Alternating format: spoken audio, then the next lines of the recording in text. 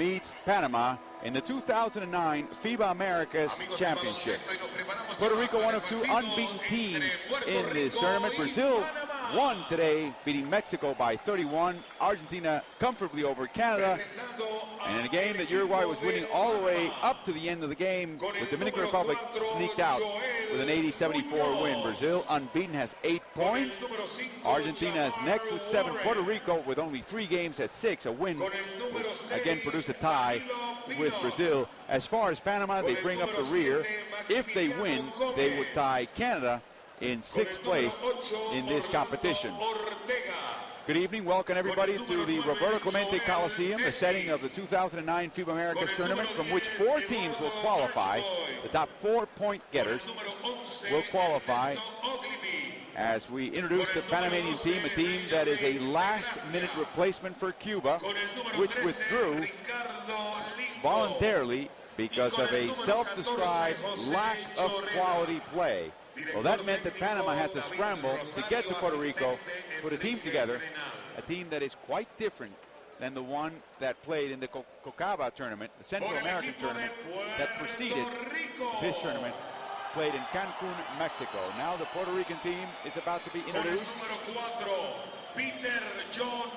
This team right now is considered the 11th in the world according to FIBA, and it's now looking for its 12th World Basketball Championship berth out of 16 that will be played when play picks up on August 28th next year in the 2010 FIBA Championships in Turkey. We should all be making plans for that.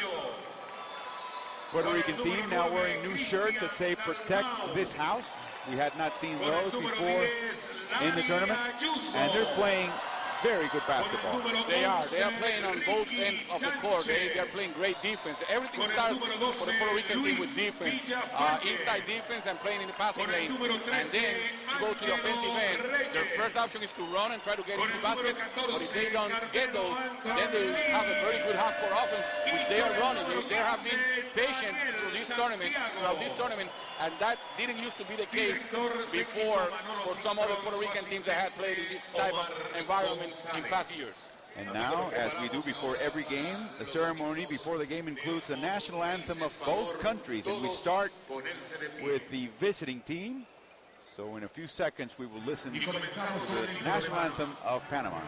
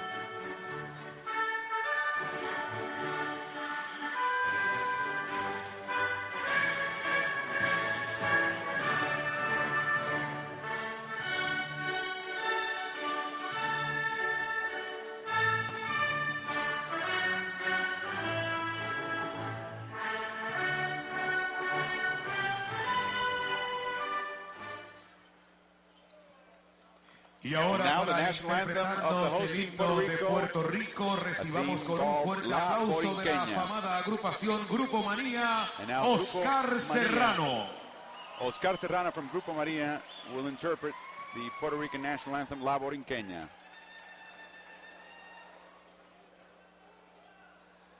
La tierra de Borinquen, donde he nacido yo, es un jardín florido de mágico primor, un cielo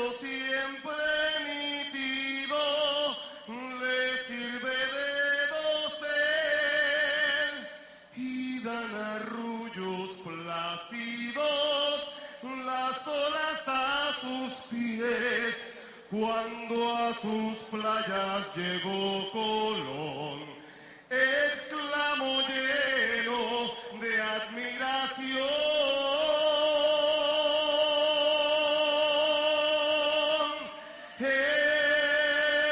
Esta es la linda tierra que busco yo.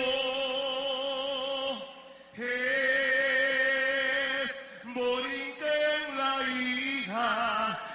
hija del mar y el sol, del mar y el sol, del mar y el sol, del mar y el sol, del mar y el sol. A rousing rendition of the Puerto Rican national anthem. Puerto Rico, always as host and top draw here on the island, gets the last game of the evening. The Puerto Rican team now will line up for its official picture. As we look at the Panama roster, Carlos, one of the things that Panama does not have is their starting point guard. He twisted his ankle, Jair Peralta did, earlier, a few weeks before the tournament. He is in a cast. It's a high ankle sprain, and he will be out of the tournament. Joel Munoz will be the replacement. As we look at Puerto Rico, and it's Steph. Look at the top name and the bottom name there, Peter John Ramos and Daniel Santiago. What a twosome at the center position. They can play together, and they can come in the game one for the other. And in any case, they have been dominating so far in this tournament. But going back to the Panama roster, they just lost their center. Leo Pomer just left because he has a contract in Japan, and he just left the team today. He bought his own plane ticket because he has the federation that he needed to leave the national team. They said, hey, you're here. You have a commitment to our national team right here. You can't leave right now. Oh, yes, I can. So he just bought his own ticket and left for Japan. As we look at Puerto Rican, David Rosario is coaching Panama. First chance to coach a national team for him.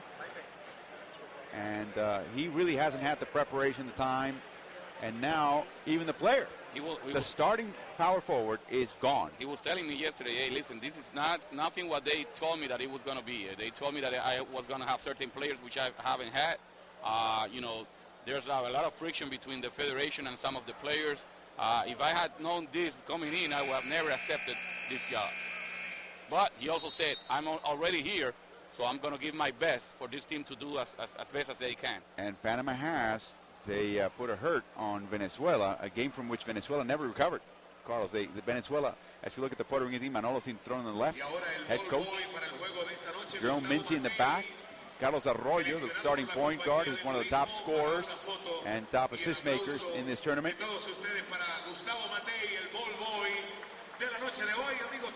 And we're ready now. I'm surprised they couldn't take this picture any other time. But I guess the setting is the tournament itself. So the starting lineups are going to be slightly juggled. Joel Tessis will be the power forward that starts for Panama.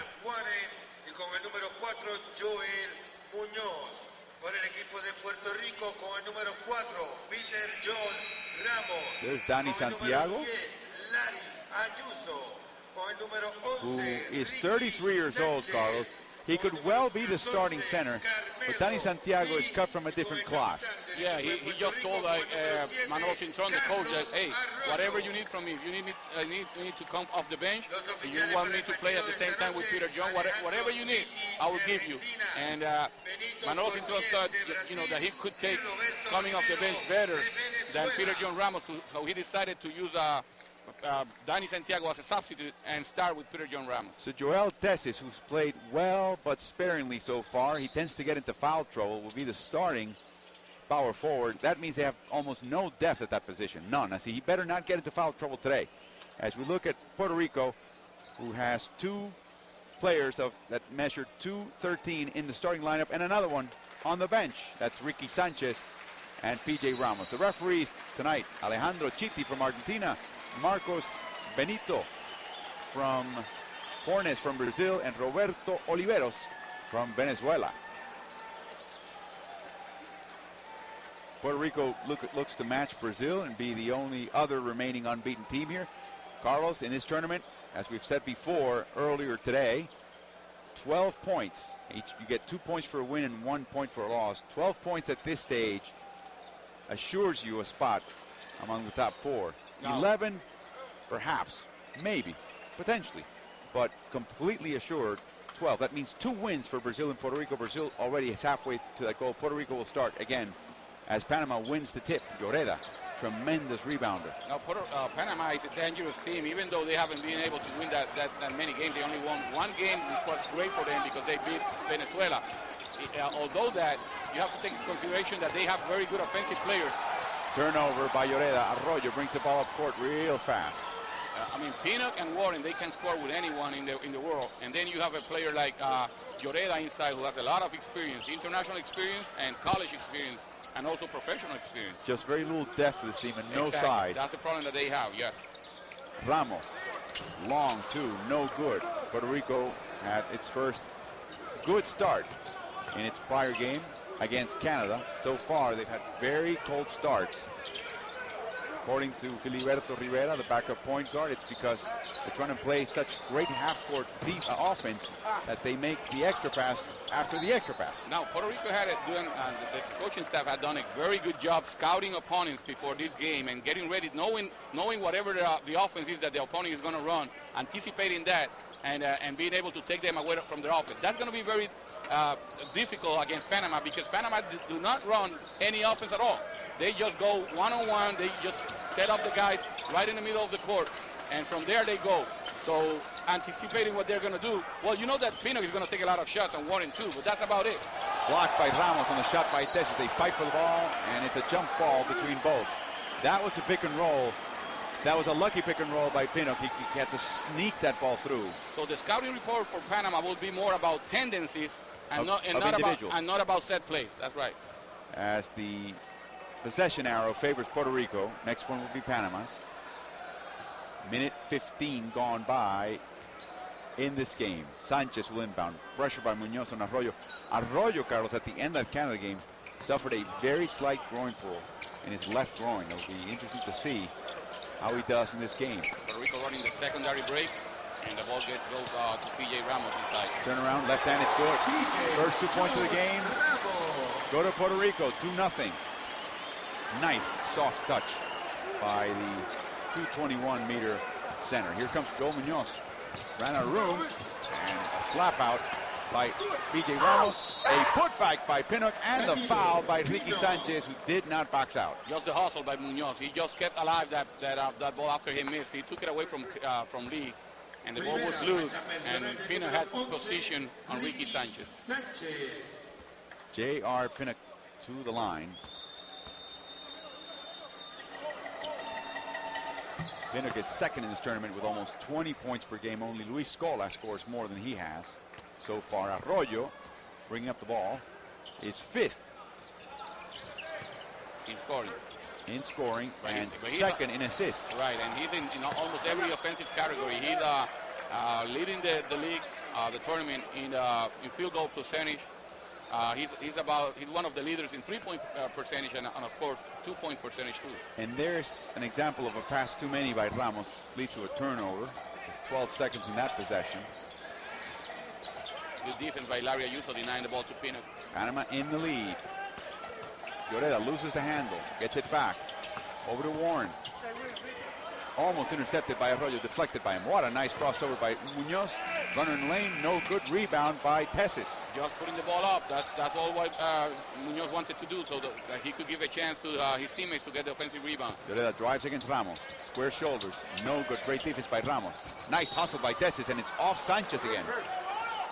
Panama will have to win from now on by hustle. And as a matter of fact, Carlos, if they win all 4 games in this second round, they will finish with 11 points, and that may give them a chance to advance. Right. They're not out of it, but any loss along the way, they're done. Pinnock, no good, way off. And here's Tessis with a hustle play. Another offensive rebound. And again, Sanchez is asleep at the wheel. 5-2, Panama. Carmelo Lee, guarded by Pinnock. Ayuso coming off the reverse curl. Excellent ball movement by Puerto Rico, but Ayuso couldn't finish the play. That usually is a shot. Pinner. Lloreda launches a three, and it's no good. Hey, Arroyo with the rebound. The frame of mind of Panama is we don't have anything to lose. We're just going to play with these guys, and if they don't come ready, we're going to beat them. Ramos, real tough shot. Gets his own rebound, loses the ball. Camilo Lee saves it for Puerto Rico. He's pushed out, and it's intercepted by Warren. Full speed ahead. He's got Puerto over there, but he goes straight to the hoop, and Panama has a 5-point lead. Slow start for Puerto Rico again. This is the type of start that Panama had against Venezuela and against the Dominican Republic. So they can do things like this. Against Venezuela, it ended up costing the game to the Venezuelan team. Fake, drive, and a hoop. Ricky Sanchez, very smooth on the drive to the basket. He's beginning to insist more and more, Carlos, on his drives. Nice move, because everybody knows that he's a good shooter, so they got to respect his range. And after he chose the fake, he just decided to put the ball on the floor. For a guy who measures 213, he's got an amazing handle. Good dribble. Munoz off the pick. No good. Long rebound. Ramos up front. To Arroyo up front. To Ayuso. And he loses the ball, but it's Puerto Rico ball. 20 seconds in the possession. Here's Warren. Warren on the fast break, just getting to the basket by himself. And then Sanchez with a fake and his left hand going to the hoop. Nice touch. 3-point lead for Panama. Peter John fakes, shoots the hook, no good. Over to Munoz. And you would think that Panama would want to play conservatively with no bench and take a lot of time off the clock, but that's not what they play. Remember, their half-court offense is not that good, so they need to run as much as they can. Pinnock misses. Ayuso, a tip over to Arroyo. Ali, no room. That was too tough a pass to Corral. Here comes Munoz coming the other way. Warren finally picked up by Lee. Here comes Lloreda from behind the free throw line. Again, the Ramos' length bothers him tremendously. He's had 2 bad shots so far. Jaime came in second in rebounding at LSU a few years back. Here's Ayuso. No good. Ramos can't get the handle. Pinnock gets the ball. And Lloreda doesn't have that type of range. He shot a 3-pointer and then a long two-pointer. Long two-pointer. And I'm going to tell you, he doesn't score very often from there. And that's a push-off? No. Yes, by Munoz.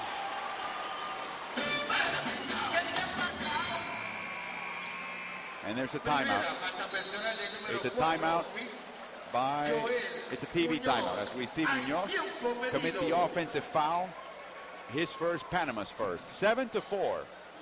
Panama beating the host Puerto Rico at the start of the first quarter.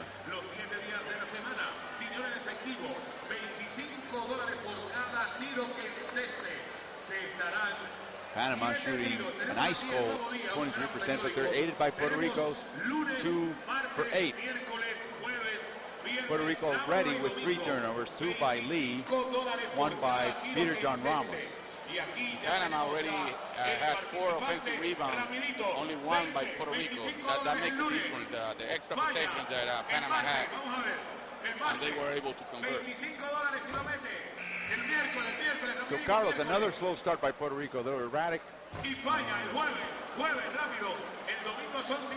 They're thinking through their offense at times. No changes in the lineup. For Panama, you're not going to see a lot of changes in the lineup. You have Maximiliano Torres, Maxi Gomez, who's a veteran. Reykjavik Gracia will play. And maybe you'll see a little bit of Ernesto Gogolby and Eduardo Brown, and that's it. That's what the ship brought in. That's right. And you won't see those reserves play more than 10 minutes. So Pomare just left.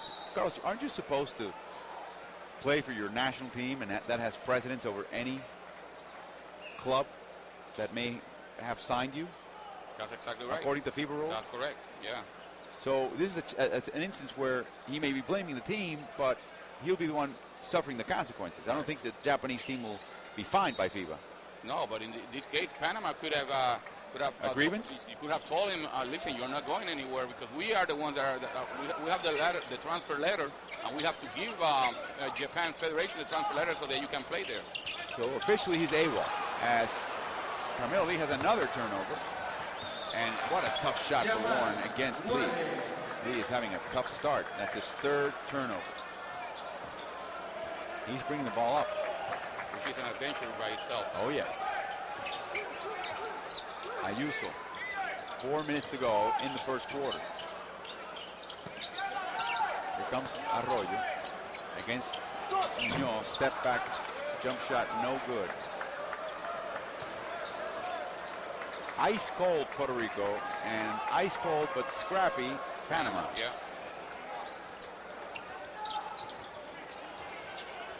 Green drives, left-handed, over to Lloreda, long shot again, in and out. Ball in the hands of Arroyo. Same shot, this time on the left side instead of the top of the key, but same result. Arroyo behind the back, he gets slapped and hit by Munoz, and it's a foul on Joel Munoz. That's his second, and that's trouble. Wow, it looked like a clean block by Munoz, but the referee, Chiti, decided that it was a foul. This is the turnover and the fast break where Warren finishes up with the 2 points. And then there's a block and the foul by Joel Munoz. It looked pretty clean. Arroyo, Carlos, I interviewed him yesterday on the day off. He told me he had a groin pull, not a hamstring pull, as reported. That may be tricky for a point guard. But he's playing some of the best, if not the best, basketball of his career. He makes a shot. Cuts the lead down to 3. He obviously was the stalwart of the Puerto Rican team in the 2004 Athens Olympics. As Munoz takes a very tough shot. No good. Sanchez, great defense. Over to Arroyo. In traffic. Goal with a strip by Munoz. Coming the other way comes Panama. J.R. Pinnock. Foot of the line. No good. And there's a hold by Larry Ayuso on Joel Tessis. That's a foul. He knew it. He just wanted to make sure that Tessis wouldn't get that offensive rebound and score on him, so he fouled him before Tessis got the ball. That is his first. Changes for Panama. As Ernesto Ogilvy comes in for Munoz, and now officially Panama has no point guard on the court. They're going to play point guard by committee, which means that Warren and Pinnock, they will take turns playing the point guard position. But they created a matchup problem for Puerto Rico. Arroyo is guarding a guy who's about 6 inches higher than he is, maybe more. Tough kid, this Ogilvy. He may not look strong, but he's very tough. Now they switched. Lee and Ogilvy, they are pretty similar in height. Puerto Rico switching on screens. Here comes Tessis. Down to Lloreda against Lee. No good. And that's the end of the possession. Another situation where Puerto Rico didn't box out. They were lucky that Panama ran out of time, but they didn't box out, and Tessis got the offensive rebound. Puerto Rico, with 2 minutes to go, has only 6 points in the quarter. One of the top scoring teams in this tournament.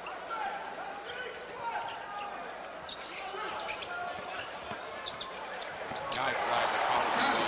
Arroyo with the drive, cuts the lead down to 1. Puerto Rico is averaging 82 points per game, third in the tournament behind Brazil and the Dominican Republic. Almost lost it. Here comes Warren. Also the best shooting team in this tournament, almost 58% from the field. And the third best three-point shooting team as far as percentage shot. That's a bad shot. Bad shot by Pinnock, but he takes those kinds of shots. But let's get used to them. Yes. We'll see them, especially in the second half. And sometimes he makes those shots. That's when Panama is real dangerous. Ayuso falls. Pinnock drives against Peter John Ramos. Behind the Tessis. Tough shot against Sanchez. Ramos. The ball is taken out from his hands. Nope, apparently goes off his hands. It'll be Panama ball with 1:19 to go. Puerto Rico's looking for the lead. Yeah, good defense by Puerto Rico there, but they weren't able to corral the rebound. They led 2-0, and then they lost that rebound on a three-point play. He's going to get it back. Lloreda. No set plays at all for the Panamanian. They just play. Pick, turn, and it's good. Nice move by Pina. 3-point lead for Panama. 11-8. 1 minute to go in the quarter. Now, Danny Santiago gets up to the scorer's table. They're fronting Ramos. Here comes Arroyo. 9 seconds in the possession. All net. It's tied at 11. Warren against Arroyo. Arroyo is now shooting 70% from three-point range in this tournament. That's just amazing. Lloreda, finally. But Arroyo hasn't taken that many. He has only attempted 10 three-pointers, and he has made 7. So that means that he is also making, taking good shots with good shot selection. After missing 6 shots, Jaime Lloreda finally made one. 1 for 7. If you're a Puerto Rico coach, you can live with that. I mean, you say, okay, that one is on me. I don't want you to put pressure on him outside. That's a bad pass by Arroyo. Yeah, no look pass. No look pass. Santiago comes in for Peter John Ramos. Peter John leads with 2 points, 2 rebounds, 2 turnovers, and 2 block shots, and no fouls, which is really the category you tend to look at with him first. You know that if he has time on the court, he'll produce. Pino contact with Arroyo, and he goes to the hoop. And finally he misses. I'm surprised Puerto Rico didn't take that ball off the cylinder. End of the first quarter. Panama leads 13-11. At one point, Panama had a 5-point lead. Puerto Rico got it back, and then they gave it up again. 11-13 at the end of the first quarter.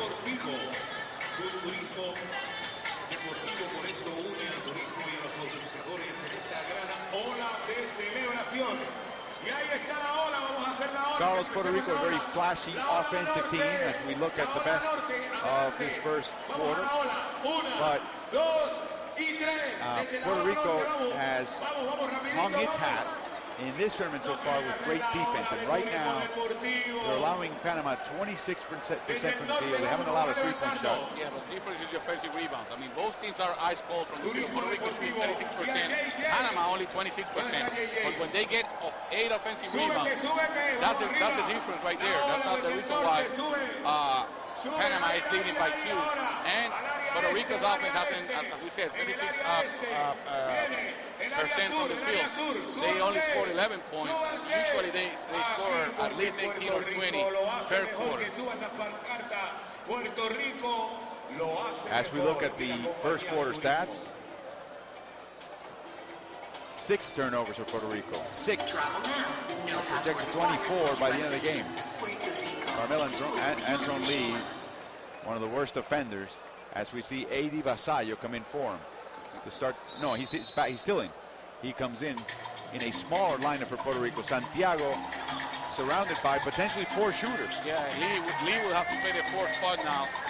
So the answer for that Manolo Cintrón has is, okay, since we're not rebounding, we're going to go smaller, and we're going to be we're going to be scrappier, because that's what Panama is doing. They are out-hustling us right now. So a change forced by the opponent here on the part of Manolo, but it's a smart move. Let's see if it pays off.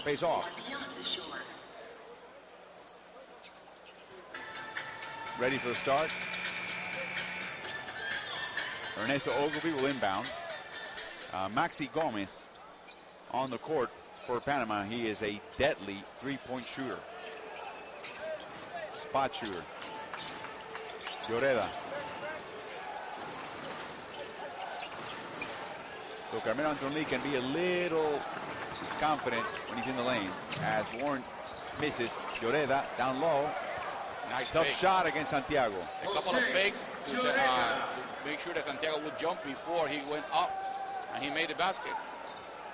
Arroyo brings the ball up court. And the story of the game right now is offensive rebounds, 9 for Panama. They're up by 4. Here comes Ayuso off the screen. Nice pick by Santiago. Finally. And the specialty of the house. Finally, Ayuso is able to make one. He had missed Boza with 3 points attempt before that one. And he was shooting wide open because they're setting some good screens for him. 2 for 4, Puerto Rico. Here comes the steal by Santiago. The last one ended up in a dunk, but a nice strip back by Lloreda, and Santiago falls to the court. Santiago played for Barcelona in the ACB in Spain, then came to Puerto Rico and joined the Bayamon Vaqueros, the Cowboys. There's a couple of fakes. Those are fakes by Lloreda to be able to score against Santiago and Ayuso, and then the three-point shot by Ayuso, his first made of the evening. Santiago's asking for the ball. Strip. Here comes Pina. Oh, he traveled. He traveled. He passes the ball to himself. And the referee didn't see it. Or didn't call it. He was right in front of it.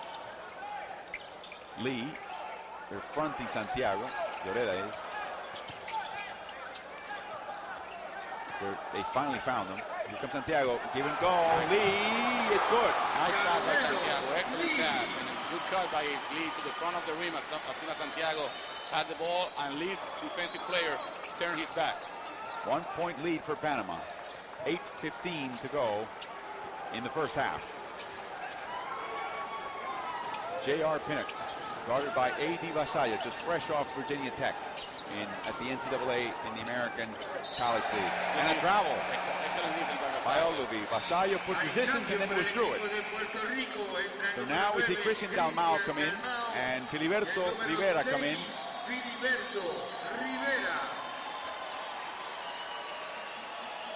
Rivera, a very confident point guard.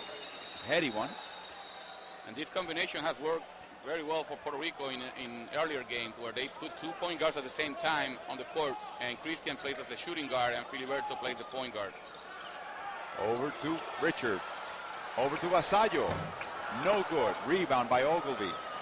Good decision by Christian Dalmau. Even though he was wide open, he would have been his first shot right after he came off the bench, so he decided to make the extra pass. Maxi Gomez took a shot, and David Rosario was telling them to slow down. They did not listen to him. Here comes Lee. Oh, wow, nice high-low. To the power forward, Carmelo Lee. Yes. So 2 assists by Santiago, both passing the ball to Carmelo Lee down low. And nice triangulation, Carlos, between 3 players on one side of the court. And we've seen that twice. Yes. And Santiago is the key.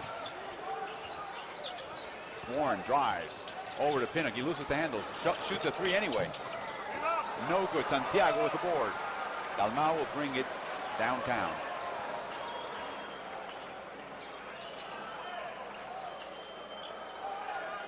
Venezuela playing his phone now. You mean Panama? I mean Panama. Venezuela is watching the game at their home. Filiberto. It's good. 3-point shot. Puerto Rico is now up by 4. And David Rosario calls a timeout.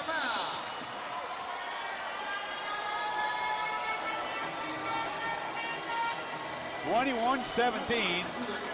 And the 3-point shot is showing up lately for Puerto Rico. Timeout, Panama. Well, as soon as they start hitting their shots, Puerto Rico is a very dangerous team. But at the same time, they started playing better.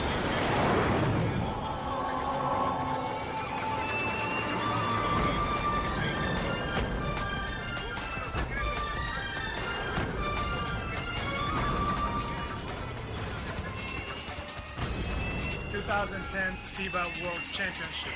See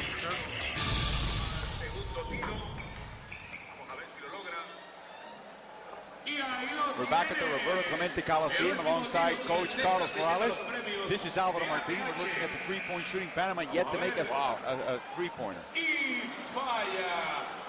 Not for lack of trying. They already have 6 attempts and they haven't been able to score 1. And David Rosario must be very upset with his team basically ignoring him on the sideline. I mean, it was so evident that the ball was rebounded right in front of Rosario. He told him to slow down, call the play, and they just passed the ball up front.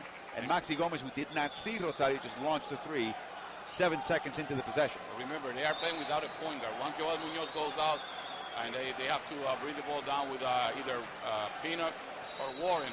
None of them is a point guard, a true point guard. So we get back into action. 6:48 to go in the first half. Panama with the ball. Down 4. We have a new player, Eduardo Brown, for Panama, and also Rico de Gracia. Pinnock working against Lee. Now he's got Santiago in front of him. Pinnock attack, jump stop. Nice shot by Danilo, J.R. Pinnock. He started the drive with 4 seconds on the shot clock, and once he got up, there was only 1 second on the clock. His father was a U.S. Marine, but his father played basketball at a pretty high level. And now J.R. joins his father's team. A foul by Brown. Brown is a youngster for Panama. Because Panama had so many defections and players that just didn't join the team, you have youngsters like Brown, 22 years old. Played high school basketball in Pennsylvania. We see Santiago make the hook shot. Excellent pass by Rivera on that curl move that they run out of bounds play. The baseline out of bounds play. Santiago cut to the basket and Rivera made the perfect pass. Rivera and Santiago, Carlos, coming off the bench. They make Puerto Rico play some of their best basketball as Brown steps on the line. It's Puerto Rico ball. Santiago just seems to settle down the team. And Rivera has great court vision and imagination. Right.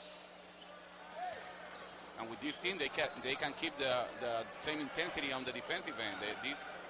This is what Puerto Rico has done so far in this tournament. Play great defense, take teams out of what they want to do, out of their offense, and that's the way that they've been able to win games. Trying to double up on Santiago. Here comes Vasallo. Stops, shoots, and scores. It's a long two for Angel David Vasallo, known as A.D. Vasallo, Danny Vasallo. Angel Daniel Vasallo. Pinnock looks for the crossover. Top of the key. No good. Another offensive rebound. And Dalmau fouls Eduardo Brown. Speaking of Eddie Brown, he played collegiate basketball in the U.S. in a Division II college called Western Georgia before he transferred to Lemoyne College. He's making his debut as a senior national men's team right now at the FIBA Americas Championship. Lemoyne College is in Syracuse, New York, and he shot 54% from the line at Lemoyne in 22 games in which he averaged less than 5 minutes per game. He just has not gotten a lot of minutes lately. No. Well, welcome to FIBA Americas. And Puerto Rico is playing with the Twin Towers right now, Ramos and Danny Santiago. Tom was born in Puerto Rico, raised in New York City. Santiago born in Texas. Up and under, no good. Well, he got caught under the basket. That's the reason, because he came to the baseline, but he didn't have space. Lloreda drives right-handed. Nice pass. No room for Brown. Nice verticality by Santiago. On the floor, Danny Santiago. Lloreda steals the ball. Pinnock, the three. It's good. Danilo Pinnock cuts the Puerto Rican lead to 3. Opportunistic points by Panama. The name of the game for Panama is offensive rebounds. They know they're going to miss. You get an offensive rebound, you may get the better shot you can get rather than coming off the 24-second clock on your opening gambit. Right now they're killing Puerto Rico on the board. They have 10 offensive rebounds. Puerto Rico only 1.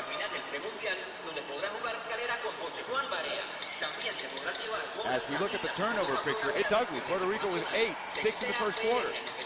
Panama has just scored 11, half their points off Puerto Rico turnovers. And that, Carlos, is another sign of a more relaxed Puerto Rican defense than what we've seen. They've had 8 turnovers and allowed more than 1 point per turnover. So the day off doesn't seem to have helped this team. Not yet. Now ask the host, Carlos, and before you think it's Puerto Rico's fault, FIBA Americas wants to make sure the host country has a good tournament and plays well and potentially will make it all the way to the semifinal round because they will pack the house. So Puerto Rico was in the decidedly weaker Group A, had an easy run through that group. But it had nothing to do with FIBA America, though. That was in December of last year. It was a draw. Right.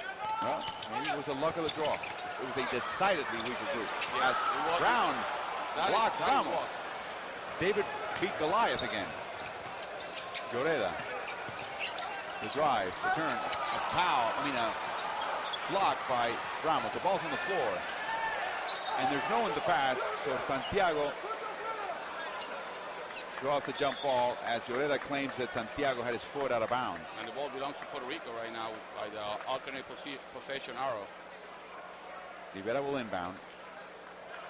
Santiago now for the second time on the floor, scrapping for a ball. Now on that draw, Argentina was seated first on one side and Puerto Rico was seated first on the other side. So they wouldn't meet each other, at least. You knew that much. And then you draw, you keep up with the draw and you start putting the teams wherever they come out.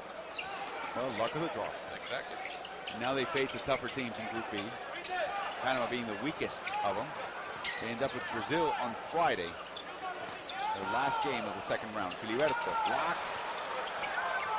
4 seconds to shoot. Wow, offline by Dalmau. Nice defense by J.R. Pinnock. Dalmau claims that he was hit in the elbow. David Rosario. His team's down by 3 with 3.5 to go. He'll take that. He'll take that to the locker room. He can't be happy anyway, but he's giving himself and his team a chance to win. Here comes Pinnock. Munoz to Lloreda.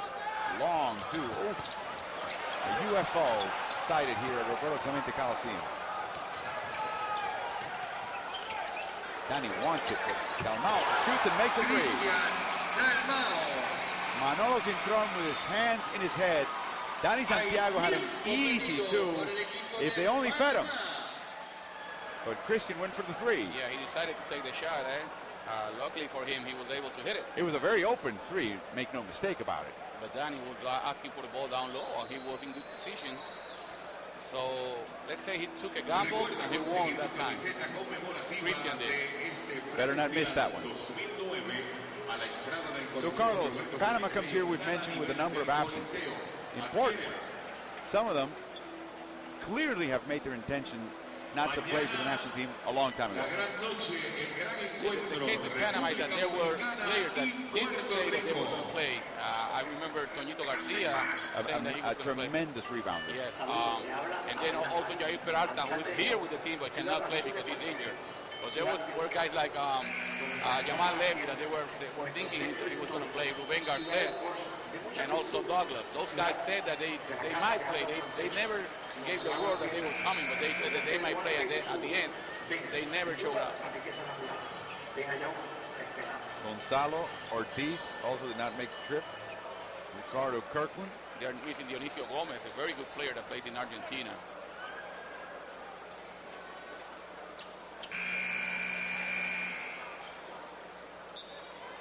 Panama advanced with only 3 points, so they have to win every single game starting tonight.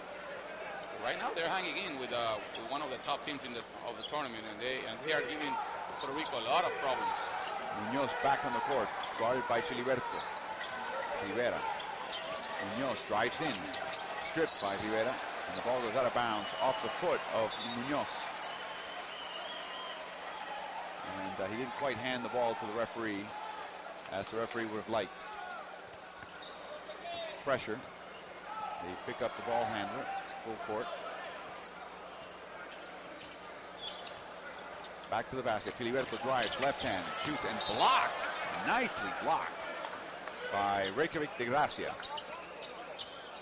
Rivera was able to go by him, but de Gracia, with his leaping ability and his quickness, got to the ball. 10 seconds in the shot clock. Over to Dalmau. Sorry, Vasallo loses the ball. 3 seconds. He's got to shoot. He does. On time. No good. Long rebound. Munoz with the rebound. Munoz is open. Comes Warren. Nice pick. Shoots over Ramos and Santiago. It's a miss. Dalmau breaks it up the other way.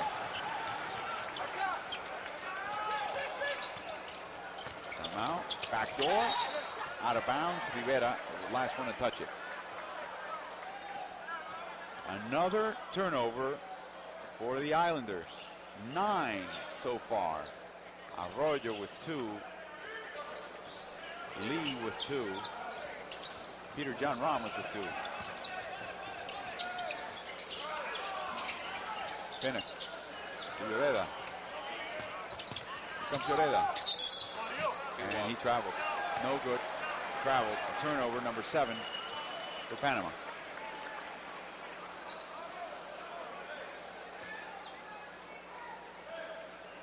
28-22, minute and a half to go in the first half.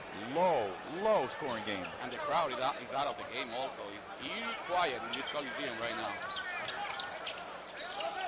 Someone's going to have to light the fire. It's going to have to be a Puerto Rican player. Here's Ramos. He gets fouled by Lloreda, and he didn't like it.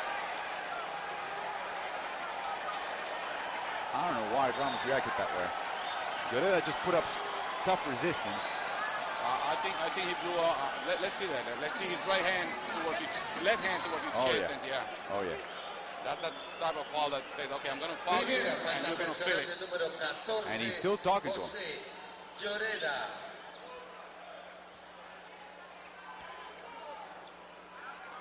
Trying to get Peter John Ramos off his game. They call it a common foul, and Manuel Cintrón said he punched him. Makes the first. Peter John Ramos spent a couple of weeks, a few days, working with the Houston Rockets. They have scouts here, watching him play. They're considering hiring him, putting him under contract for the next NBA season as the backup center. They just signed David Anderson from Europe.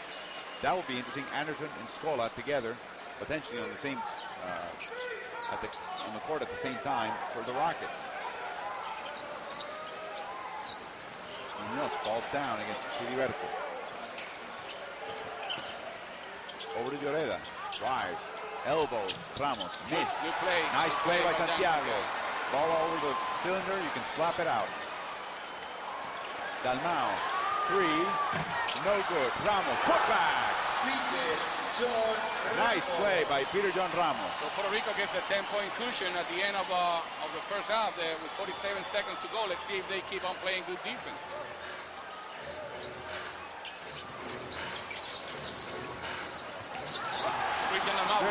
Dalmau with the steal. It's good.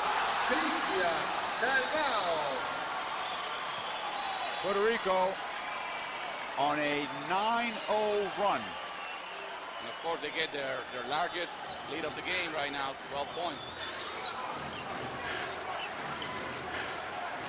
Munoz, 20 seconds to go. Lloreda fakes, drives, looks at contacts. Blocked by Ramos. Up front.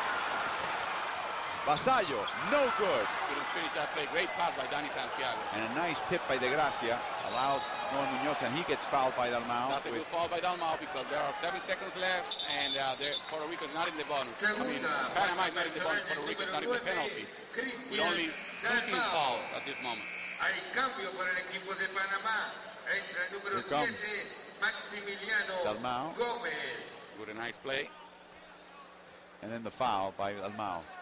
With 7 1/3 seconds to go. Gomez is a shooter.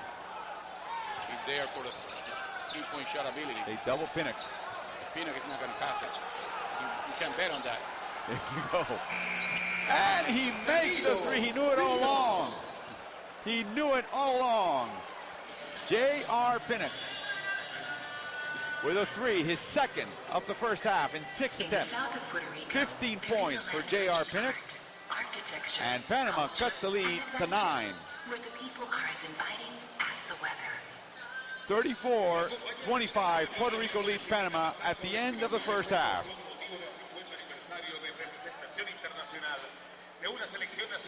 Nice run by Puerto Rico, 23-12, 9-0 run, interrupted by those shots by Panama. And they did it with the second squad. And using Christian Dalmau and Filiberto Rivera at the same time. And using both big guys at the same time, Peter John Ramos and Danny Santiago. For Puerto Rico, Carlos, a couple of areas they have to tighten. First of all, look at those 9 turnovers. Yeah, turnovers. Sometimes when you're lacking focus, when you're lacking concentration, you commit those kinds of turnovers. against a team that is not as good defensively as, let's say, Canada, for instance, or Uruguay, and you handle the ball a lot better against those teams than against Panama. The second area is rebounding. They're even now, but for almost the entire half, Panama had the lead. Well, Panama is right in this game because they have got 10 offensive rebounds already. Puerto Rico has gotten 4. Puerto Rico with a very evenly distributed scoring, led by Carlos Arroyo, top scorer. He's got 7, 1 assist and 2 turnovers. Carlos, the third area Puerto Rico has to improve, and this may sound silly when they've allowed only 28% to Panama, is defense. Yes, defense, especially not gambling on defense, not taking chances that if you're not 100% sure that it's going to be a good play, and then getting to the defensive rebounds and the loose ball, because at one moment, even though they are shooting only 28% of the field, they're getting more shots than Puerto Rico. 39 field goals for Panama, only 29 for Puerto Rico. What's the difference there? That they're getting to the loose balls, they're getting offensive rebounds, so they're getting extra possessions. As we see, J.R. finish the first half with a long 3. 34-25, end of the first half. Puerto Rico wants a win here. And one more win before the end of the tournament. They've got a tough game tomorrow night, Carlos. The duel of Spanish-speaking Caribbean nations, neighboring nations. Puerto Rico will face the Dominican Republic, and there will not be a seat in the house available. There's a humongous Dominican community here, and they will be here. As a matter of fact, we have been told that from then on, from tomorrow on, every single game will be sold out. Not tonight, because as I said before, even the public, Puerto Rican locals, they think that Panama is not a world opponent. I don't agree with that, but that's what they think. Then, after that, they play Dominican Republic, they play Argentina, Brazil, and everybody's counting on them being one of the 4 teams that will play the semifinals and finals. From then on, this Coliseum is sold out. It's going to be interesting, Carlos. Tomorrow night, I'm also told that they're going to bring extra security here just to make sure that things don't get out of hand at the Roberto Clemente Coliseum.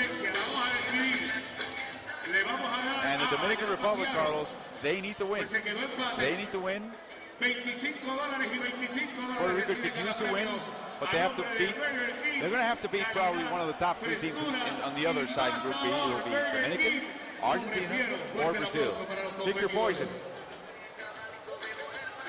It'll be a very highly emotional game also, Carlos, for everybody involved, including the head coaches. That's correct. The head coaches are very good friends. And Manolo Citron used to be Julio Toro's assistant coach. For many, many years. For years, when Toro used to coach the Puerto Rican national team. So it'll be very interesting. A lot of the players from Puerto Rico, of course, have a tremendous appreciation for Julio. How do you see Julio, and you're not in the middle of a team, and Carlos, it's tough to read things at a distance, but how do you see this Dominican team?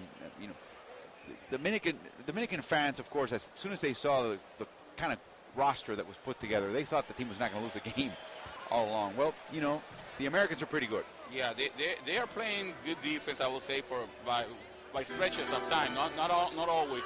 But what I think that they're lacking is that they are not still a unit. They are not playing cohesive basketball, and sometimes they go by turns, and that's exactly what cost them when they played 4 years ago in their country, the Dominican Republic. They were not able to qualify for the World Tournament that time, and it was because they had a lot of talent, but they could never play as a unit. And right now, for moments, they do look like a very good team. But once they get a 10 or 12-point lead, it's like they start resting on their laurels, and then they start playing one-on-one basketball. I think that's an assignment that they still have to work on. As you see some of the images from the first half, Larry Ayuso with a 3, the only one he made in 3 attempts. Carmelo Lee with 4 points, 1 board, 1 assist, a long 3-pointer. A.D. Vasallo, long 2-point jump shot. Vasallo ended up with those 2 points. And then Danilo Pina with a 3, another long 3. Danilo Pina is shooting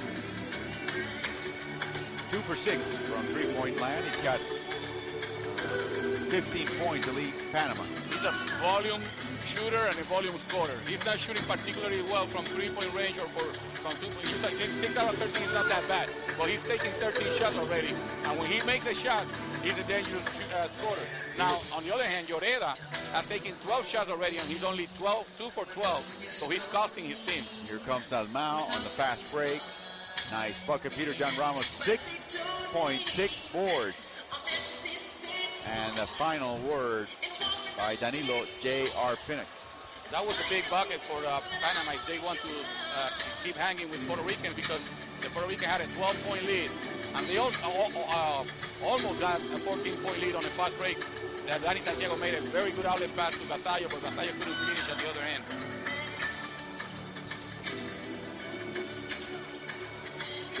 So, Carlos, you saw Brazil play today. I spoke to Moncho Monsalve after the game. He told me that he felt that the defense, that they hadn't been aggressive as much as they had been earlier in the series. And so Moncho Monsalve is setting a very high standard for this team. Yeah, I think that Brazil was playing very well, but I agree with him that they were not as active on defense at the beginning of the game as they were at the end. And that has to do with when you see all the open shots that Mexicans took. And as a matter of fact, they were hitting their three-pointers earlier. But you know, little by little, as the game progressed, the real great Brazilian team came out, and they started playing great defense. And even though they had their second squad for most of the second half, they kept being active on defense. And Moncho Monsalve was saying that the second group played better defense than the first group. And that second group is made up of youngsters, some of whom are making their debut with the senior men's national team right here. Some of them made it a year ago, but they're basically new and they don't get a lot of burn. They don't get a lot of minutes. And Carlos, they executed their offense very well. But see, this is what I think about Brazil when you compare their game against Mexico and Puerto Rico now playing Panama, which is an opponent very similar. Puerto Rico is playing an opponent very similar to what Brazil was playing earlier. The difference was that even though Brazil wasn't playing great defense on the passing lanes or putting a lot of pressure on the ball, they were allowing only one shot by the opponent, and that was it. Offensive rebounds, none of those. Puerto Rico is putting more pressure on the shooter. They're playing the passing lane. They're being aggressive playing defense, but once the shot is taken, it's like everybody's looking for someone else to get the rebound, and guess what? Panama is getting that rebound. So the difference is that Panama is beating Puerto Rico on the board, and that's the reason why they have been able to hang out with them. With all respect due to the Panamanian players and team, Carlos, it's almost like their offense begins with the first shot. Right. In other words, that's when they get really hungry. Yes. That's when they know, okay, here's our chance to really score. And if it goes in, great. If it doesn't, they're ready for the rebound. Unless it's a real bad shot, they usually have a good opportunity to get the offensive rebound. And when I talk about a real bad shot, it's a shot where not even the teammates of the one who's taking the shot know that the shot is being taken. Now, we had dinner with Jair Peralta a couple nights ago. He is towards the end of his career. He's 33 years old, Carlos. What impact would we have had in this team? Well, he's a very good point guard, and he's the captain of the team, and they respect him a lot. And he knows basketball. He knows when his team is not playing up to the level that they could play. And he wouldn't allow some of those ugly shots, to call him one way, that some of his teammates are taking right now if he was out there on the floor. Joel Munoz is a pretty good point guard, but he doesn't have that leadership. The command. The command that it takes to tell a Pinnock or a Warren or a Lloreda, hey, listen, you are taking bad shots and you're hurting us. Lloreda is behind the Panamanian bench, but he's wearing a cast because he had a high ankle sprain. It will take him another Peralta, I'm sorry. It will take him another 3 weeks before he's back into action. And Carlos, there's also a history of Panamanian players not only coming to play in the Puerto Rican League, but doing extremely well here. Well, Mario Butler and Rolando Frazier were two of the first foreign players that came in the 80s to play here, and they stayed here, and they got married here, they have families, and right now they are loved here in the island as a couple of more Puerto Ricans. And for a while, most all of them played in the Puerto Rican League before they joined Team Panama to play internationally. There was Mario Galvez, Ernesto Malcolm, Medrick, a couple of those, 5 or 6 guys that in the 80s played for different teams here in Puerto Rico, and all of them did very well. Panama keeps producing extraordinary athletes, Carlos. Some of them are lucky enough that get a free education with a scholarship, basketball scholarship at United States colleges. Lloreda is an example of that, for example. The youngster Brown, who's at Lemoyne College in Syracuse, New York. So they have players out there. They have talent. As a matter of fact, talent doesn't seem to be the issue. The issue seems to be infrastructure, basketball infrastructure, the ability to put a team together, to get them all locked down on the team, practicing for 20 days, 30 days, to get them all ready for a tour or even some warm-up games, true warm-up games before the competition starts. Because you get the sense that if that was in place, Panama could be a force. I definitely think so. I think that, it has to do with that, with the federation and the players getting on the same page. Be that in terms of financial decisions, sometimes it comes down to money. Other times it goes to players saying, okay, we're going to be there 2 weeks before the tournament, and they never show up.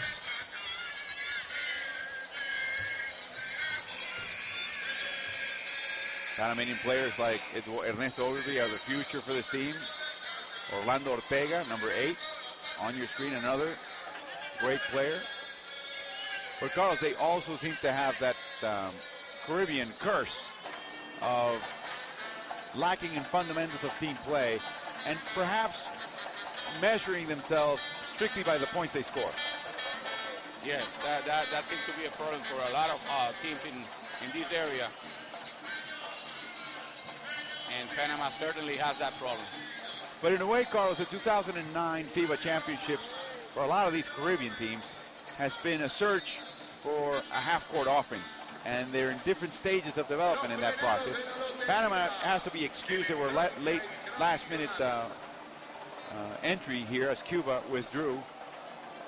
A surprise withdrawal by Cuba.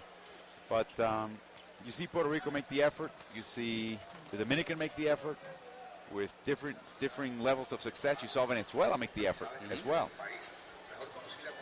And Panama brings David Rosario in an attempt to begin that process of making this team have some options on the half court. But it's only so much that you can do when you don't have the players available. And I'm not talking only about not having the stars that we talked about before, but having this group available to practice.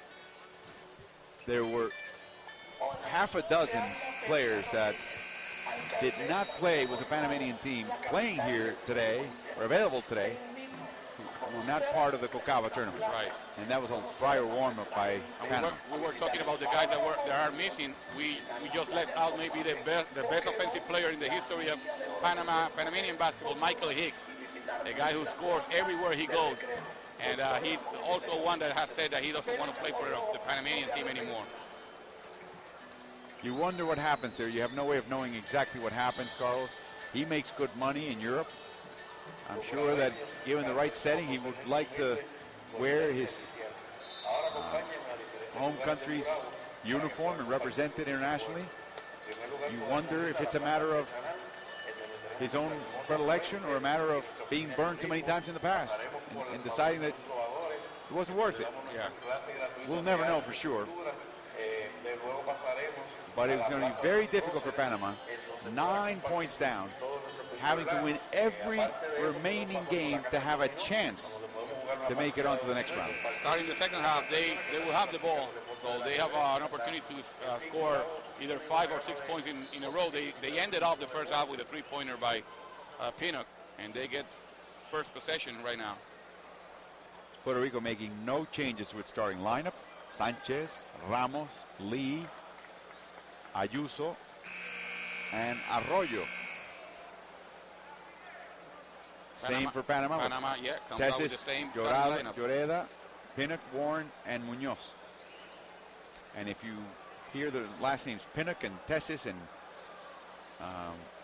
Warren, well, there were quite a few Afro-Caribbeans who came from English colonies who settled on the eastern shores of Central America.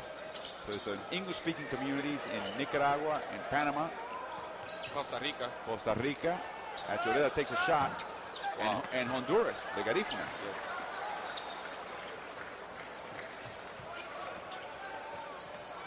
Yes. Yeah, in the past there were the Butlers, the Frasers, Malcolm, Jackson.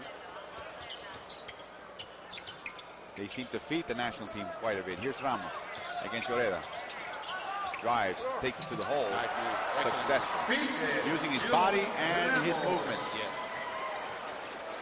Puerto Rico up by 11. Alongside Coach Carlos Morales, I'm Alvaro Martin. Welcome to Roberto Clemente Coliseum in San Juan, Puerto Rico. 2009 FIBA Americas Championships. Entering its second round, the quarterfinal rounds. Teams in Group A will meet every one of the surviving teams in Group B and vice versa. Tesis with a miss. Tough shot. Arroyo brings it up. Puerto Rico looking to round, but good transition, defensive transition there by the Panamanians. That's one of Puerto Rico's strengths, and that's one of the matches that could light the fire here. Here's another one. If he had made the three, Ayuso with a miss. Pinnock, long two. He's on one of those nights where he's hitting his shots, and he's very dangerous, as we said before, when he does that. Peter John finally gets the call. Over to Arroyo against Munoz. Here comes the pick by Sanchez. The drive, left hand, no good. He falls to the ground. Here's Ramos, and he puts it back in. He played volleyball there until he was able to get the 2 points. Peter John Ramos right now with 8 points, 8 rebounds. Sorry, 10 points, 8 rebounds. Pinnock, guarded by Ayuso. Over to Warren, it's a miss. You're not going to believe this, but Pinnock just made a pass. He passed the ball to an open teammate on the opposite side. But Carlos, it's a tribute to Larry Ayuso. Right. He's known as a shooter and a scorer, and in this tournament, he shot his share. Yes. But he's been playing above average, even standout defense. Right. Lee, guarded by Warren. He's got the baseline. Fakes that way, up and under, short, looks for the rebound, fights it with Lloreda, and it's a jump ball. So Warren plays good defense on Lee. Lee had a very good move on him with the up and under, but he fell short. But he was able to fight for the rebound and at least get the help ball, and the possession stays here.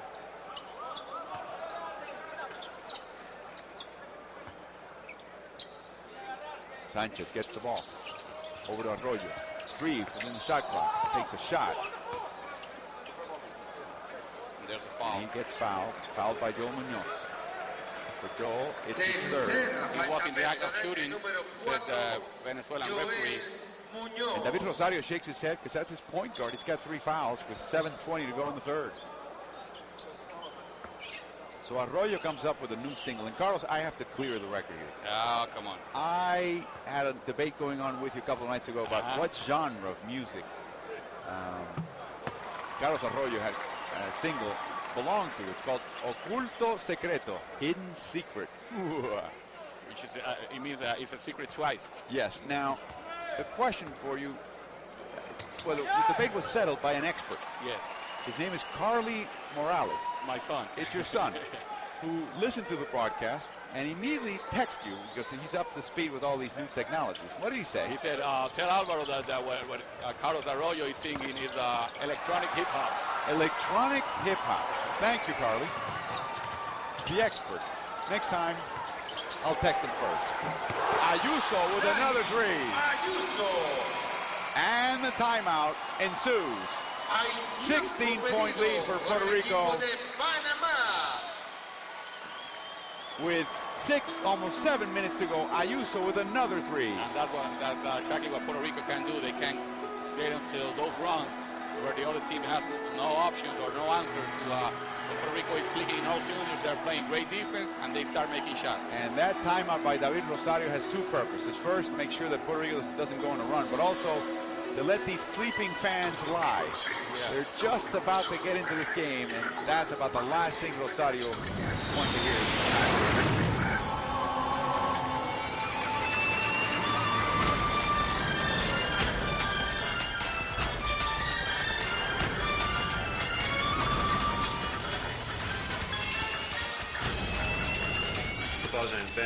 FIBA World Championship in Turkey. Antonis Fotsis, the Greek team, And all European teams will be fighting for the FIBA Europe Championships coming up a few days after the conclusion of this tournament. The top 6 teams. As a matter of fact, one day after the conclusion of this tournament, on September the 7th, they are in Poland. On Monday in Poland, and 6 teams will qualify for the Worlds. And that will bring up the total qualified at the end of that tournament to 20 after the 4 qualify here in San Juan. And that will mean that there will be 4 at-large berths. And it'll be interesting to see what that decision's made.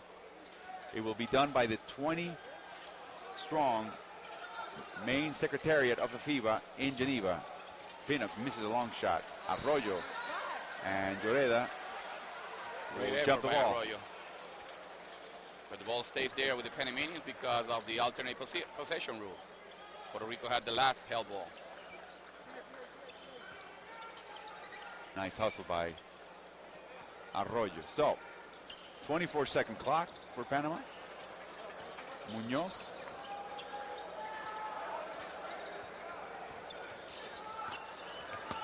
Lloreda. Tough shot. In and out. Rebounded. Another one for Panama. Another offensive rebound. It's their 12th. This is awesome. And giving Panama another opportunity. This is a rare case where Panama wasn't able to score after they got an offensive rebound.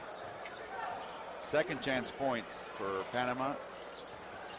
6-6 against Puerto Rico. Pinnock takes it over.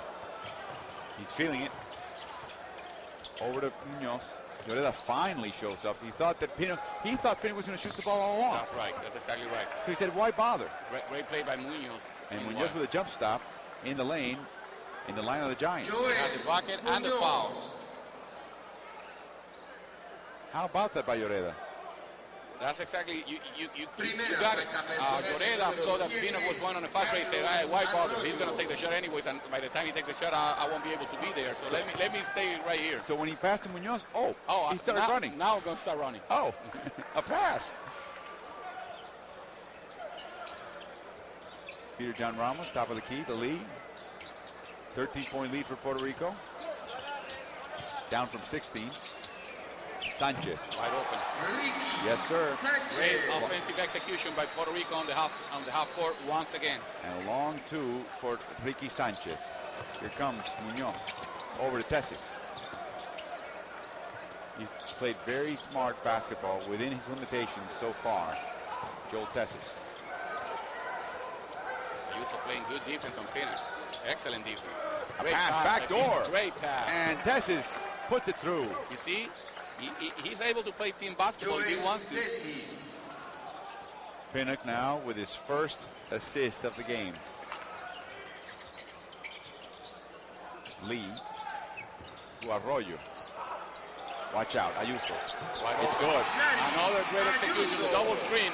Those were the shots that Ayuso was taking at the beginning of the game. Wide open, he wasn't making. Now he starts making them, but the result comes after 2 good screens by Sanchez and Peter John Ramos. Puerto Rico is up to 42% three-point shooting.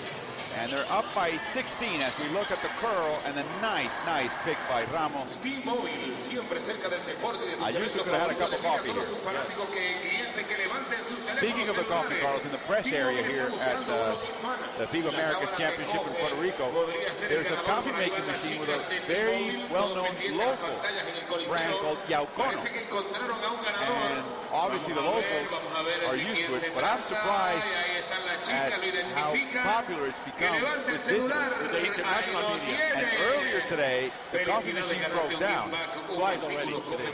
And there were quite a few upset about it, including you. I was the first online waiting. I was the next one that was going to get my coffee when it stopped working. The tournament is in full swing right now. I think the general evaluation of the tournament so far, Carlos, has been good. We've had a couple of really good games. A couple of surprises here and there. A bit of a disappointment in seeing Venezuela go after the start they had beating Argentina. Argentina seems to have gotten its act together. Brazil's played unbelievable basketball. It isn't just the quality of play and the dominance they've shown, Carlos. It's the type of game they're playing. That's not what Brazil used to bring to these tournaments before, and it's good to watch. It is. It really is. Then you see a couple of teams like Puerto Rico and the Dominican making an effort to become a little bit more diversified on offense and playing against very hard defense with great teams, great talent teams. As Pinnock digs and digs. Passes to Tessis. 6 on the shot clock. He's being guarded now by Guillermo Diaz. Pinnock is. And he makes the shot. So Guillermo Diaz just came into the game. He has a very difficult task trying to stop Gerard Pinnock.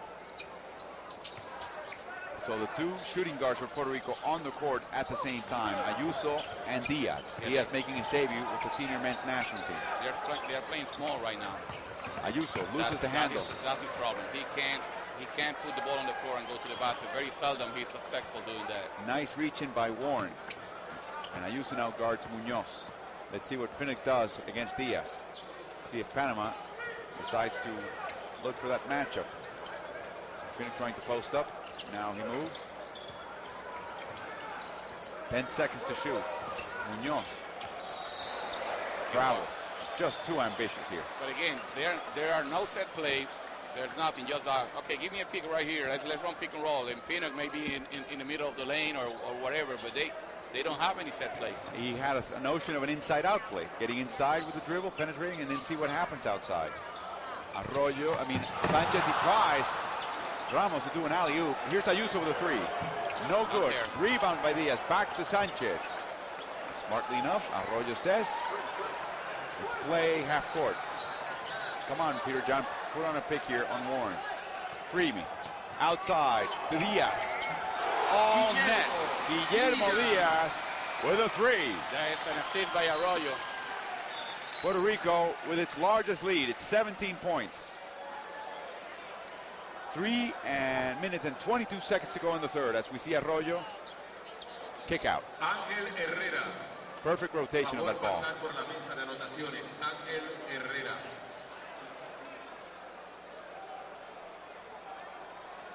And there's a...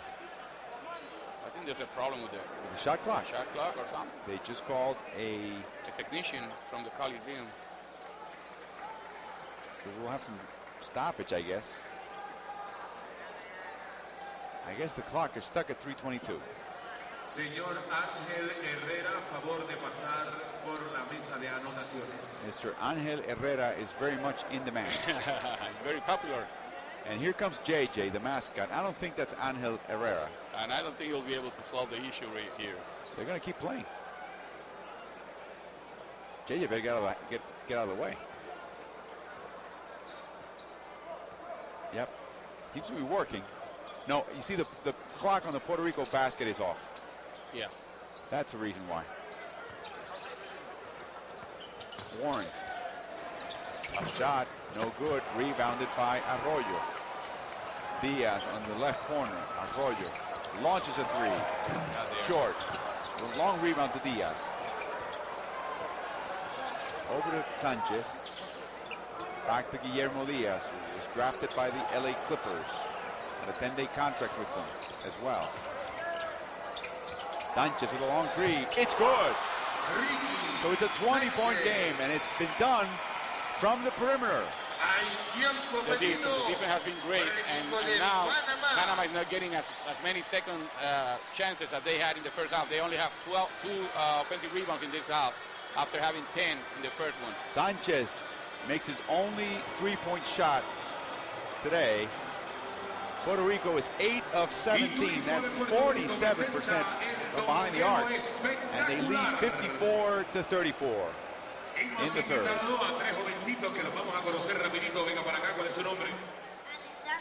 Alexander, ¿de dónde eres? De Moca, Alexander de Moca. Tienes que donkear espectacularmente y aquí el público va a decidir de los 3 cuál es el mejor. Carlos, a la 1, a las 2 y a las 3. Ahí va Alexander con el donqueo. Muy bien. Tomorrow, Brazil will play Canada. First chance out. For Canada, some reckoning after they start out the tournament with a couple of strong wins. Let's see.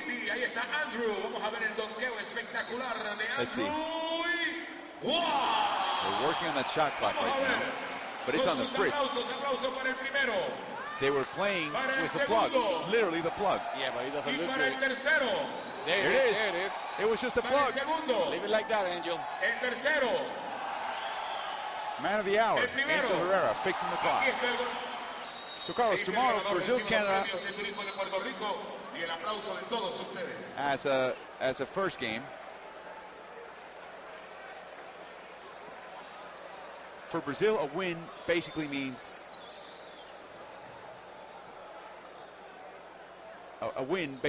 they're in. 12 points, they're in. Officially. I think they are in already. They probably are. And I think that if Puerto Rico wins this game, they are in already too. But you never know. Then Panama will face Uruguay in the second game. A must-win for both teams. Although if Panama loses tonight, they're done. Yes. They're done. The best they can do is get 10 points. That will not be enough. Lloreda. In and out. And here's Peter John Ramos. Good play. Peter John. And he's trying to do it again, but not this time. And David Rosario is asking for the goaltending, but that's legal. That's illegal. That's the second time that he's complaining about that play. Danny Santiago had one of those in the first half. I don't know if he's trying to, just put pressure on the referees, even though he knows that he's on the run. There's a push by Sanchez. Offensive foul on Ogilvy. Cintrón is not in agreement. Sanchez commits his second personal foul, and the second by Puerto Rico in the third with less than 2 minutes to go and 2 working shot clocks. Yeah, that's good. Lloreda, muscle, loses it to Sanchez. Here comes Arroyo. Panama has numbers. Great transition defense by Panama. And good decision by Arroyo, making sure that they go to their half-court set.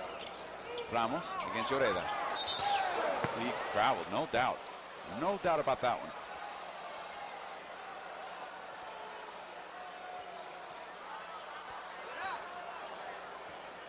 Minute 25.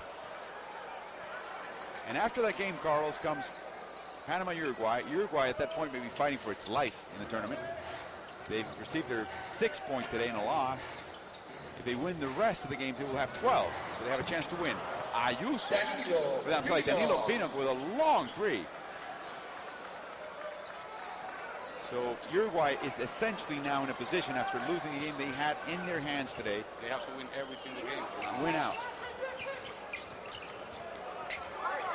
Arroyo over to Sanchez. He launches a three of his own. It's good. 2 for 2 for Ricky Sanchez. I have only seen one guy as tall as Ricky Sanchez that can shoot as well as he does, and that guy belongs to Dallas Mavericks. He's a German. Yes, he's German. From Würzburg. Intercepted by Ayuso and a foul, I believe, by Lloreda. That's right. Carlos, after that game, we have Argentina-Mexico as a third game. Mexico played tough, but they just don't have the depth or the talent. And Argentina should win that game. Right. If that's the case, Argentina was probably in it with that win. Yes. And then finally, the main course, Dominican, Puerto Rico.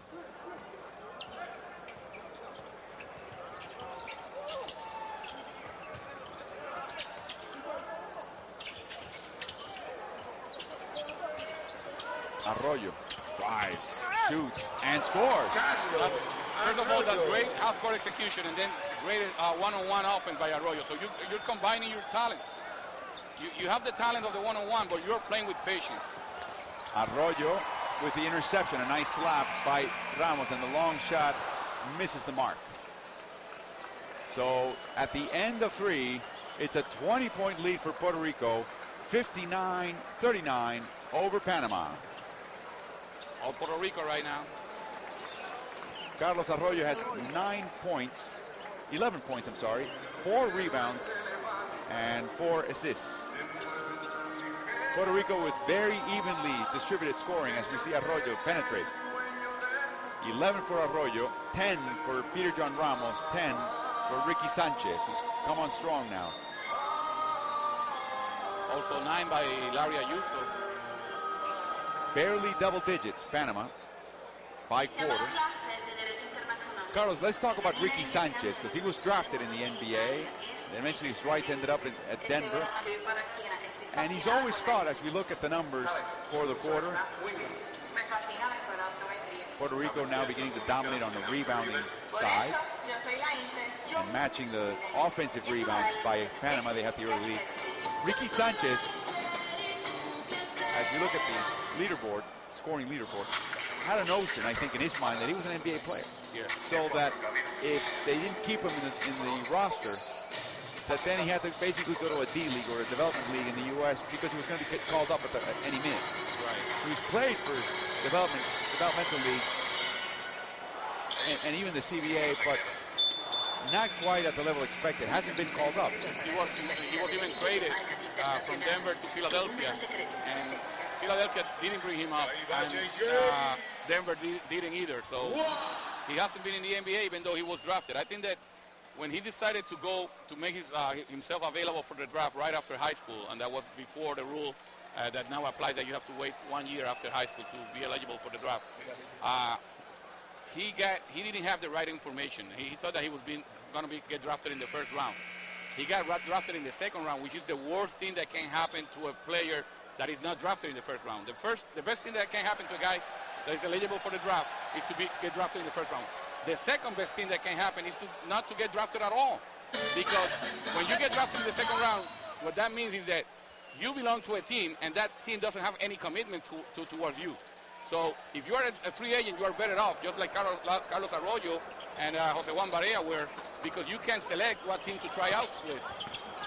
Peter John Ramos, tough shot, no good. Lloreda with the rebound. Lloreda now has 7 rebounds. So he was essentially in no man's land once he got drafted in the second round, and the team didn't have any commitment to a guy that was very far to being a finished product.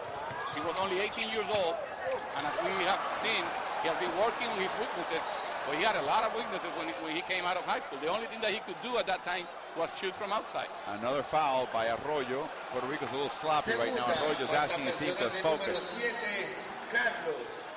It's the second personal for Arroyo. But Carlos, you say that he was probably not very well advised, but playing in the D-League or the CBA, is that the best thing he can do at this point, or is that the best level he can aspire to at this point? But you said it right. He thought that he was going to get a call at any time to go to the NBA. So the bad advice or the wrongful thinking has extended beyond draft time. Because once you didn't, you just got drafted in the second round, and there was no commitment from an NBA team towards you.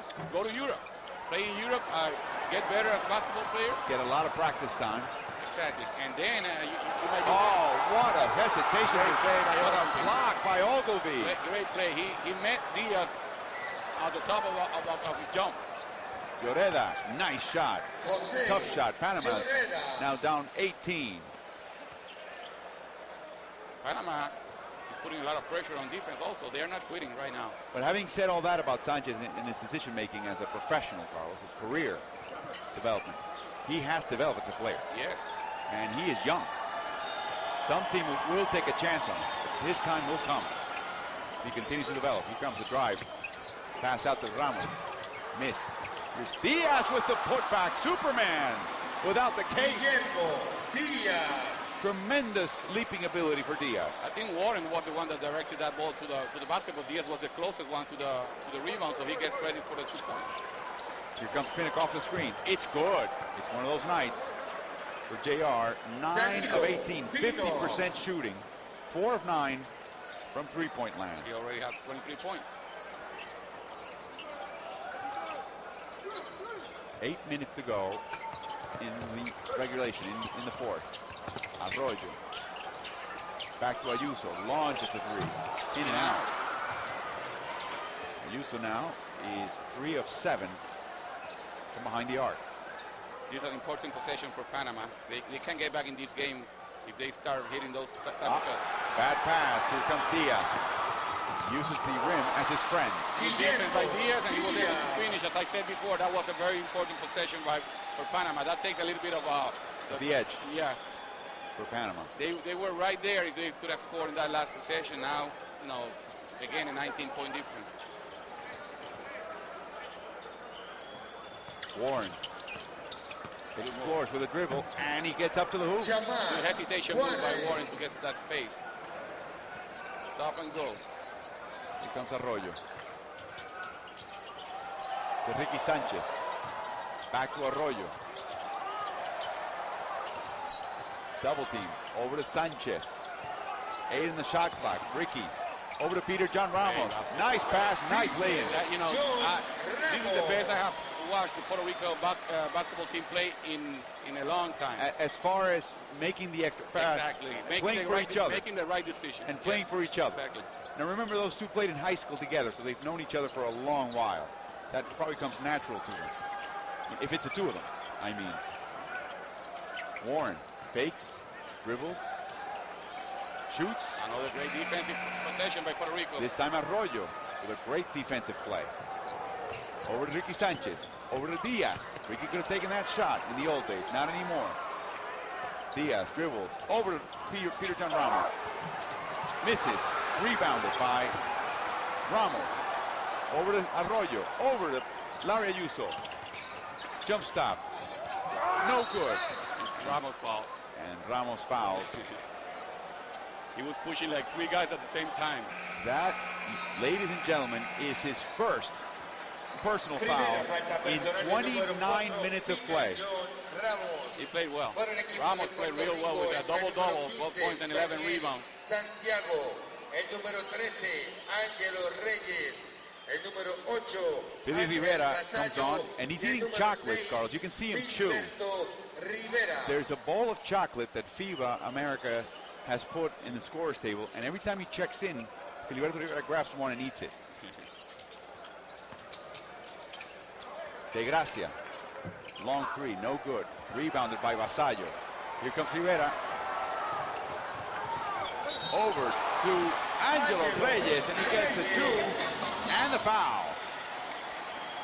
Angelo Reyes suspended by the Puerto Rican League for use of recreational drugs, specifically marijuana. He was almost done for the season. 3.5 month suspension. He is literally still getting into shape. As we see how he gets De Gracia's foul and the bucket. Puerto Rico's up by 21.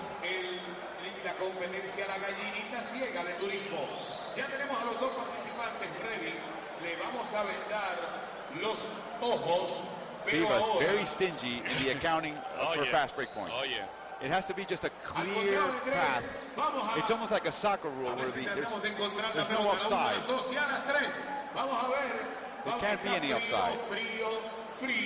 It has to be, I should say, offside for them to count the points. As we see the points for fast break. The first time was the number of fast breaks. The points of fast breaks, only 8 for Puerto Rico. I would say they have a couple more than that.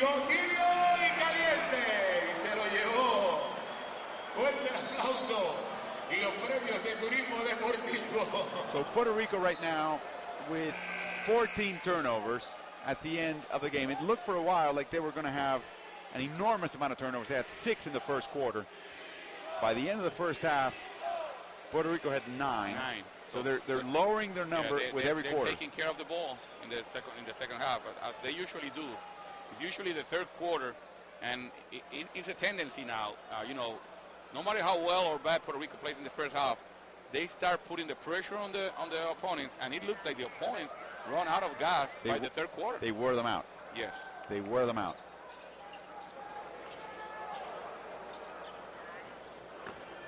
So Reyes to the line. Reyes, basically, when his mother died at the age of 16, he grew up by himself in New York City. Ball back in the hands of Diaz. He's now 28. He's a family man now. He understands the mistake he made, as we see a foul by Ernesto Brown and Eduardo Brown, I'm sorry. Segunda falta personal del número 10, Eduardo. He has turned to religion right now, get his life in shape. And so here's a guy, Carlos, that's out of shape but trying to get in shape. As we see a foul by De Gracia or Brown. Tercera falta personal del número 10. It's Brown, third. halfway through the fourth. So during timeouts and before the game, he's the first player out on the field, on the court. During the timeouts, he's jumping up and down. He's trying to get in physical shape for the tournament. Ball belongs to Puerto Rico, 20 seconds on the clock. You know, Panama is being extremely aggressive right now, extremely physical at this moment, and the referees are calling the foul. They really are, but they have to watch out for that because something ugly can develop here. Diaz launches a three over Munoz. Short, way short. The ball is loose. Santiago comes up with it. Over to Vasallo in the corner for the three. Short again. Diaz gets the ball. Oh, what a putback. What a lead. He turned around in midair and squared himself to the rim. Right. Defying gravity. Guillermo Superman Diaz.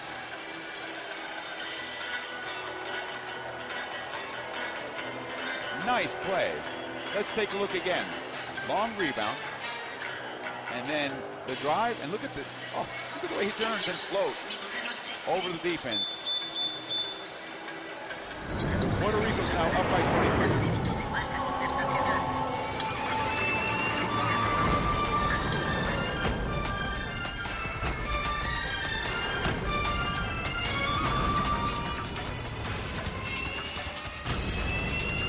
FIBA World Championship 2010, see you in Turkey. Y baja tu foto en www.elnuevodía.com/búscate. Recuerda, cuando veas al fotógrafo del Nuevo Día, retrátate y baja tu foto. Envíale en www.elnuevodía.com/búscate. Points in the paint for both teams, both shooting well, but it's just been a struggle. Jaime Lloreda has missed 13 of 17 shots. On a night where Danilo Pinnock is shooting very well, Lloreda, their true interior force, is not.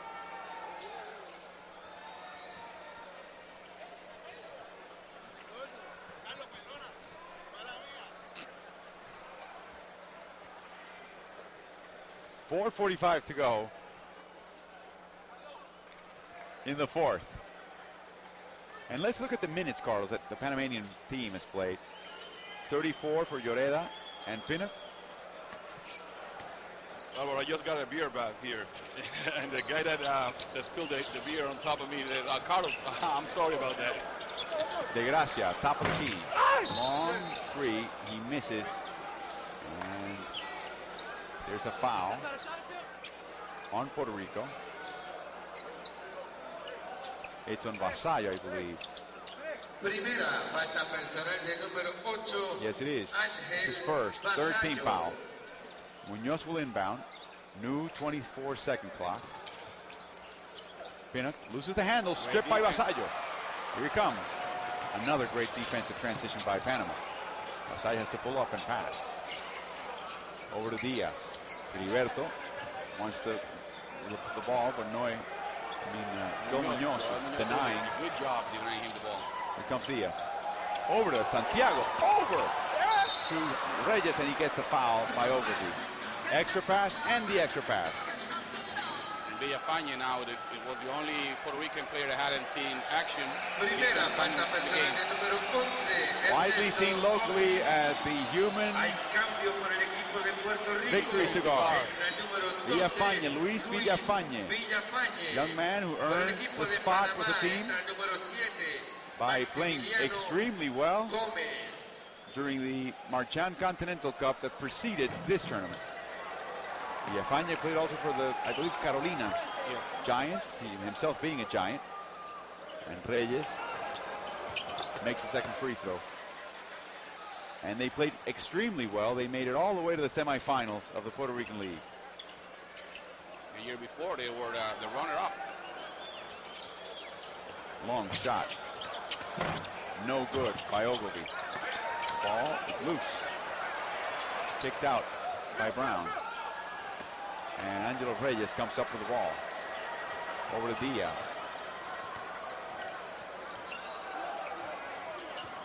In the hands of Filiberto Rivera. Here comes the pick by Villafañe. Another pick by Villafañe. They're trying to feed him. No, you can't do that. Good defense by Brown. Guillermo Diaz. No good. Long rebound. Munoz corrals it. 3 minutes, 15 seconds to go. Here in the fourth. Another long shot. And it's good. By Ogilvy. He is now made his only official three, yes. Yeah, he got his first point of the evening. Rivera keeps the dribble alive. And a foul by Ogilvy. Segunda falta personal del número 11, Ernesto Ogilvy. Ogilvy is a good athlete. He can jump, he can slide in, and he can run.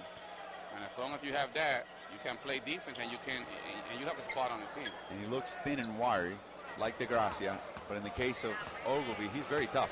And he's a perimeter player. De Gracia is an inside player, so that's a disadvantage for him to be that skinny. Not for Ogilvy, though. So Filiberto Rivera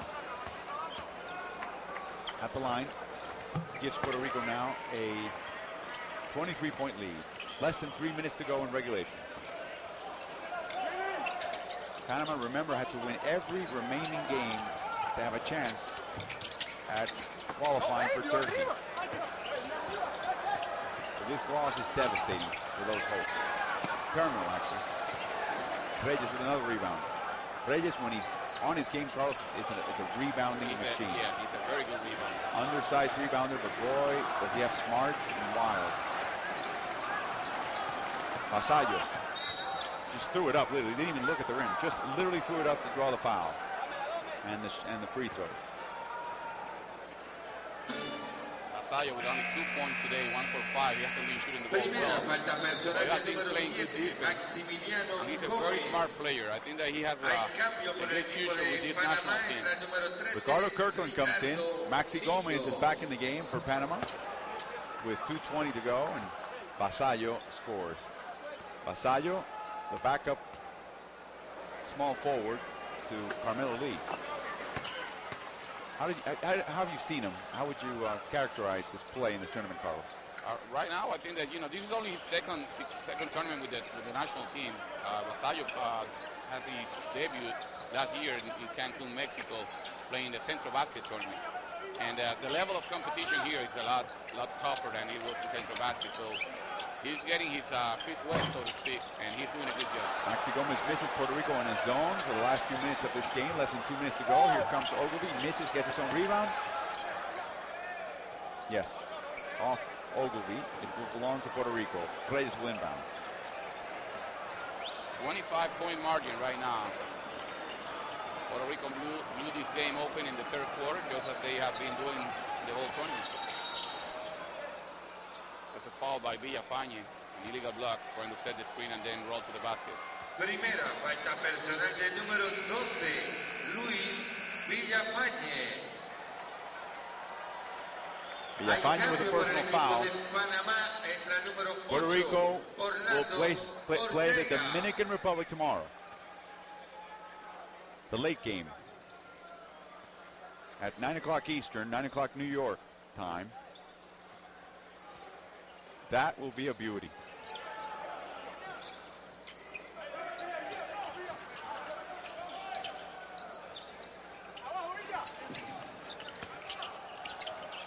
De Gracia takes a long shot. No good. Reyes with his third rebound.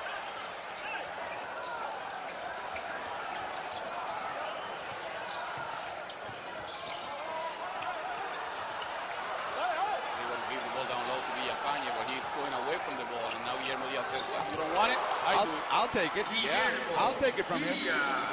Guillermo Diaz now with 7 points. Check that.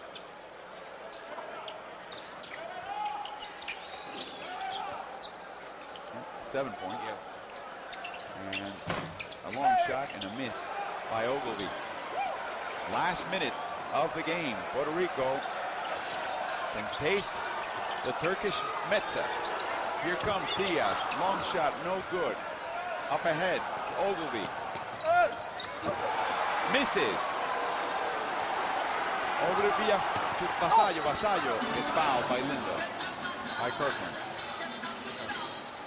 That, you know, the game is already a blowout. It's a win for Puerto Rico. That's what you get when you attack the basket in a game that is like this. And remember, the opponent is frustrated, and they are proud players also.